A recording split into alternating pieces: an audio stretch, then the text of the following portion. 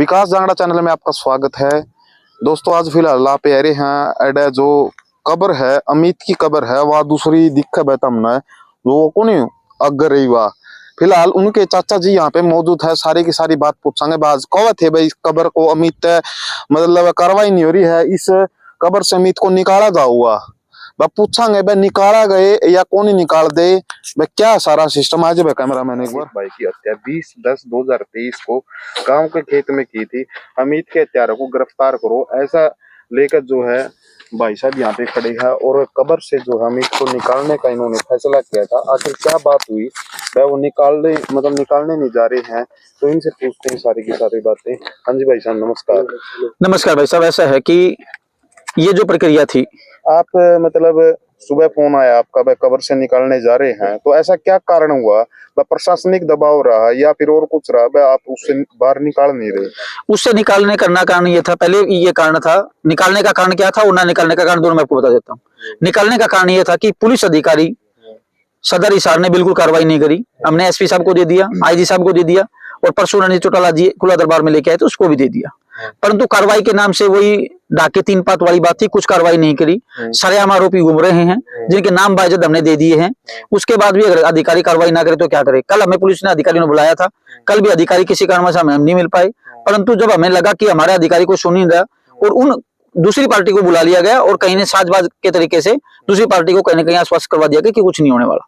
क्योंकि ना होने का कारण ये था कि कोई साथ नहीं है। आज दोनों ग्राम पंचायतें साथ आ गई हैं, सारी चीजें साथ आ गई हैं, परंतु अगर समय रहते ये सारी चीजें साथ होती, समय रहते सारी चीजें हमने सामाजिक तौर पे भी कहा था कि आप समाज का पेटा भर दो। सामाजिक तौर पे जो बातें थी, हम भी सामाजिक व्यक्ति हैं, समाज में रहते हैं, समाज की 36 बिरादरी का सम्मान करते हैं और उसी बिरादरी से हम ताल्लुक रखते हैं, परंतु आज तक पुलिस अधिकारियों ने लिपापोती करी और जो अपना जो लेन देन का हिसाब था, जो आयु सुभाष और उनके खिलाफ जो साजबाज की परिभाषा जिसको कह सकते हैं, उस परिभाषा में इन अधिकारियों ने बिल्कुल लिपापोती करी। आज तक एफआईआर दर्ज नहीं करी। कल इसलिए फैसला लिया गया था। और महिलाओं के अगर बारे में आप कहोगे तो उन्होंने अपने कपड़े जला दिए हैं, वो घर पे बैठी हुई हैं, शायद अभी उन्होंने कपड़े पहन लिए होंगे, क्योंकि डिप्टी साहब ने आश्वासन दिया है कि जो उचित कार्रवाई होगी दोषियों के खिलाफ मैं कार्रवाई करूंगा।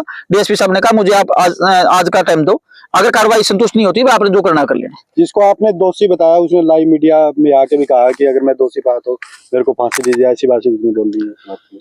ये जो आपने कहा ना कि उसने लाइव आके भी कहा है, ये तो अफजल का साहब ने भी कहा था कि मैंने तो है ना 9/11 का हमला नहीं किया। ये तो जितने रेप जितने पीड़ित है, बड़े बड़े बाबाओं जिन्होंने रेप पीड़ित किया हुआ है, वो भी कहते हैं मैंने तो किया ही नहीं। आज तक किसी ने अपने आप को दोषी माना है? और भारत के संविधान में तो कौन दोषी मानता किसी को? ये बताइए मुझे आप। क्या चोर अपनी बात को कहेगा मैंने चोरी की है? क्या बलात्कार ये कहेगा मैंने बलात्कार किया है? निर्भया जैसा दिल्ली में कांड हुआ था, उन्होंने भी कहा था कि मैंने नहीं किया, वो नाबालिग था, नहीं किया ना। तो आज तक एक ऐसा तथ्य बता दो जिसने सरेआम आके ये कहो कि मैंने ये हत्या की है, मैंने ये मर्डर किया। और बात रहेगी आप उसकी बात की पुष्टि करते हैं, उस व्यक्ति की बात पे करते हैं जिसपे 302 307 के मुकदमे दर्ज है। उस व्यक्ति की बातों को आप महत्व देते हैं। मैं आपको दिखा देता हूं, मैंने बाय नाम और रिटर्न में लिख के दिया हुआ है, ये आप पढ़ लें। 302 307 के मुकदमे ना, इस पे पहले से एनटीपीएस के मुकदमे दर्ज है। आप उसकी बातों का महत्व दे रहे हैं और वो तो कह रहा है कि उसने खुद बोल रहा है कि मुकदमा मेरे पर दर्ज है, वो तो मना भी नहीं कर रहा है। उसके साथ उसने ऐसा कोई काम नहीं करा। और मुकदमे 302 के जो मुकदमे लगे हैं, चोरी के भी मुकदमे हैं, ऐसे नशा तस्करी के मुकदमे हैं। नशा तस्करी, नशा बेचता भी है और नशा लेके बेचता, नशा बेचता भी है। और हमारे बेटे को भी तो ऐसे ही मारा उसने इंजेक्शन देके। क्या 4 आदमियों को इंजेक्शन देके नहीं मार सकता? उसने कहा इंजेक्शन, हमने नहीं कहा इंजेक्शन है। उसने कहा इंजेक्शन नहीं है, उसने पुलिस को बर्बाद नहीं है। पुलिस इंजेक्शन 2 दिन बाद जो लोग इंजेक्शन उठा के लेके वहां से आए थे और जिन्होंने दोबारा इंजेक्शन रखा, वो दोनों के तथ्य मेरे पास है। जिन्होंने एक व्यक्ति छत पे चढ़ा, जो एक मैरिड था, एक मैरिड था, उन दोनों के तथ्य है। जैसे मीडिया में ये बात गई, अगले दिन इंजेक्शन वहां रखवा दिया। क्यों? वो वाला दिन का चिराग था कि वापसी अगर चला गया, इंजेक्शन उड़ के चला गया, उड़ के आ जाए। कैसा इंजेक्शन था वो? आज आपने बोला था कि कब्र को खोद के निकाला जाएगा, आज क्या प्रक्रिया रही? फिर आज प्रक्रिया रही, हमने पूरी तैयारी कर ली थी। डीएसपी साहब रात को भी आए थे और अभी मौके पे डीएसपी साहब आ गए हैं। डीएसपी साहब ने हमें कहा हमें 1 घंटे का टाइम दो। भाई साहब एक बार अमित की कब्र दिखाना। ये अमित की कब्र है और इस अमित की कब्र में हमने इस शव को दफनाया हुआ है और हमारी कपड़ों से लेकर डी फ्रीजर तक की हमारी सारी सुविधाएं तैयार थी। डी फ्रीजर हमारा घर पे आया हुआ है, हमने फ्रीजर से ले लिया था और महिलाओं ने अपने कपड़े उतार दिए थे, कपड़े जला दिए हैं। अब उन्होंने डीएसपी साहब के कहने से, कुछ वो महिला कांस्टेबल गई थी तो उन्होंने कपड़े पहन लिए होंगे। आपने इतना कठोर निर्णय लिया, मतलब इसका मेन कारण क्या है? कार्रवाई न होना, प्रशासन पर दबाव बनाना? नहीं, देखिए मैं एक सामाजिक व्यक्ति हूं, मैं प्रशासनिक अधिकारियों के साथ 22 से 23 स्टेटों में काम करता हूं। मैंने एक भी शब्द प्रशासन के खिलाफ ऐसा नहीं बोला। एक चीज, मैंने कोई दबाव बनाने का काम नहीं किया। मैंने प्रशासन से अपनी गुहार लगाई। बाबा साहब ने जब संविधान लिखा था तो उसने लिखा था कि आखिरी पंक्ति में खड़ा हुआ व्यक्ति को न्याय मिले।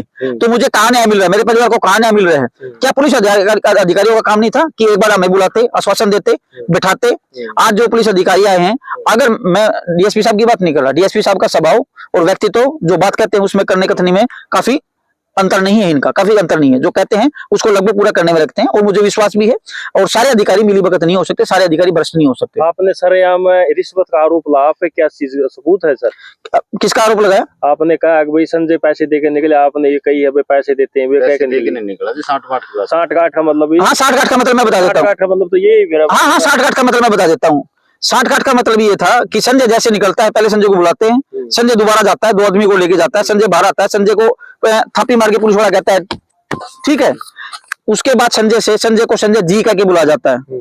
आरोपी एलिगेशन किस पे लगे, हमारा आदमी मर गया, हमें वहां 3-3 6-6 घंटे खड़ा रखा जाता है, हमारी बात नहीं सुनी जाती। और उसको अधिकारी उसको क्या कहते हैं, जो नशा तस्करी करता है, जिसपे मुकदमे दर्ज है, जिसपे चोरी से लेकर हर मुकदमे दर्ज है। और उसमें गांव में आज मैं आपको चैलेंज करता हूं, अगर 50 आदमी उसके साथ पंचायत में गांव के आ जाएं तो इस मुकदमे को भी खारिज करवा देता हूं। पूरे गांव में से उसके 50 आदमी उसके साथ नहीं आ सकते, क्योंकि उसका रोज का काम है, रोज का काम उसका उसने कभी चोरी करनी, कभी डकैती डालनी, कभी नशा बेचना, कभी दारू बेचना। उस लड़का वो चाचा लग गया करता नहीं। हाँ वो तो उन्होंने कहा मेरे गला जमानो घर भर का काम था, उठे बिठा करता, मैं कैसे मार सकता हूँ उसको? क्या मेरा तो एक जैसा परिवार था भाई, मेरे पास रहता था, मेरा दोस्त था, मैं ऐसे इसको नहीं मार सकता। मेरी कोई दुश्मनी भेदभाव आप रोज नहीं पहुंचाइए। कल नोएडा में एक बेटे ने अपनी माँ को मार के फोर्स से घेर दिया। वो बेटा कहता है मैंने तो मारा ही नहीं अपनी बेटी को। आज जो डीएसपी साहब ने आश्वासन दिया उससे आप कितने सहमत हो और आगे क्या करोगे? डीएसपी साहब ने आश्वासन दिया है, मैं 12 बजे बुलाया है, डीएसपी साहब का आश्वासन है। और डीएसपी साहब ने कहा कि हम जो लीगल कार्रवाई आप मुझे नाम दो, मैं अभी कार्रवाई कर देता हूँ। और अगर ये कार्रवाई उचित समय रहते नहीं होती तो इस शव को निकालने के लिए मुझे कोई क्रोध नहीं। और चाहे पुलिस मुकदमे दर्ज करे, पुलिस हमें जेल में डाले, पुलिस हमें कितने लंबे मुकदमे डाल दे, इस बात से मुझे कोई क्रोध नहीं। सामाजिक दायरे में रहकर डीएसपी साहब का सम्मान करता हूँ और यहाँ पुलिस का सम्मान करता हूँ। अगर आज भी समय रहते ये मेरी कार्रवाई नहीं होती तो इसको ये कसी रखी, ये कसी रखी, ये कसी रखी और ये कबर रही। इसको खोदने से मुझे कोई क्रेज नहीं है। डीप फ्रीजर का मैंने किराए पे ले रखा है, उसका पैसा मेरे घर पे लग रहा है, घर पे लगा रखा है। ये कसी इसको निकालने में, इसमें कोई पत्थर नहीं चट्टान नहीं लगा रखी। हमें इसको निकालने में चंद मिनट लगेंगे, हम निकाल लेंगे। और पुलिस अधिकारी अगर हमारे पे मुकदमे दर्ज करते हैं तो मुकदमे दर्ज कर दो। हमारे पे तो मुकदमे दर्ज करने की बात कहते हैं, उस पर मुकदमे दर्ज आज तक क्यों नहीं करते?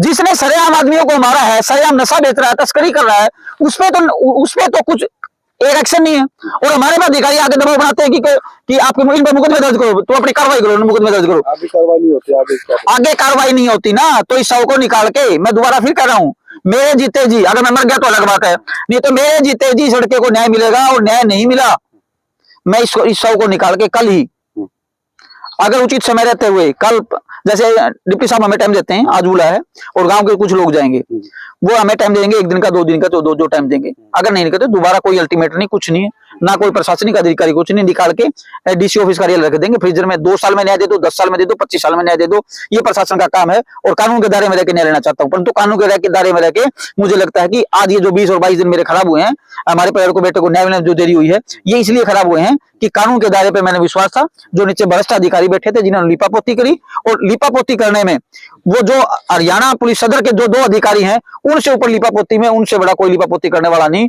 वो तो इतने ईमानदार होने का ढोंग रखते हैं और इतनी ईमानदारी से अपनी कार्रवाई करते हैं, परंतु उनकी जो आप रिकॉर्डिंग आपने सुनी होगी, और रिकॉर्डिंग मैं आपके पास भेज दूंगा, वो किस प्रकार से इस दबाने का काम करते हैं और किस प्रकार से, और हमें जान माल की पूरी आनी है। अभी भी हमें 3 लोगों को तो ये धमकियां मिल रही हैं। धमकियां फोन पे नहीं दे रही, डायरेक्ट इनडायरेक्ट दे रही। रास्ते में टपते लोग कहते हैं ब्लेस का मारो गोली सड़क है, यही ज्यादा हवा खा रहा है। तो 3 लोगों को तो बिल्कुल डायरेक्ट धमकियां मिल रही हैं। हमें जान माल की सुरक्षा के लिए हम डिप्टी साहब से भी मिलेंगे कि या तो हमारी सुरक्षा का प्रावधान किया जाए, अगर कुछ भी होता है तो इसके लिए हरियाणा पुलिस और हिसार पुलिस प्रशासन होगा।